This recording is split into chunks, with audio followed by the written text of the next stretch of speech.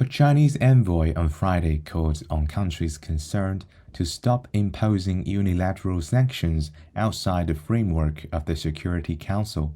Geng Shuang, China's deputy permanent representative to the United Nations, made the appeal in an explanation of vote after the Security Council adopted a resolution on establishing a standing humanitarian exemption to the asset freeze measures imposed by the United Nations. The resolution clarifies the relationship between humanitarian assistance and sanctions and dispels the concerns and worries of the providers of assistance. We hope that the member states and international humanitarian agencies will actively implement the humanitarian exemptions provided in the resolution and prevent an expanded interpretation and over-implementation of the sanctions.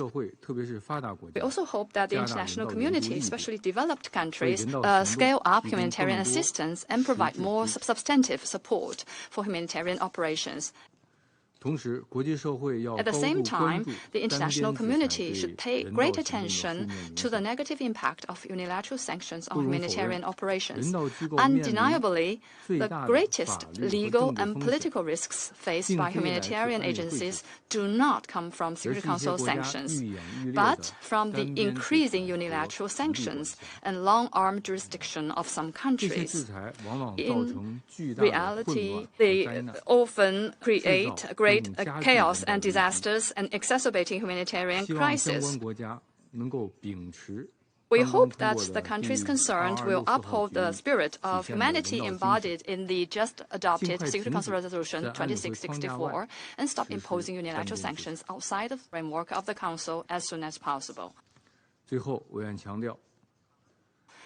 conclude, I would like to stress that the Security Council should establish clear and feasible exit arrangements for existing sanctions mechanisms, conduct regular reviews, and adjust or lift sanctions in a timely manner.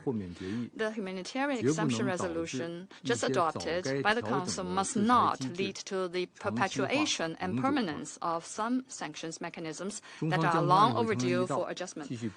China will work with all Council members to continue to promote the improvement of sanctions mechanisms in a responsible manner so as to minimize the negative impact of sanctions on humanitarian activities and people's livelihood.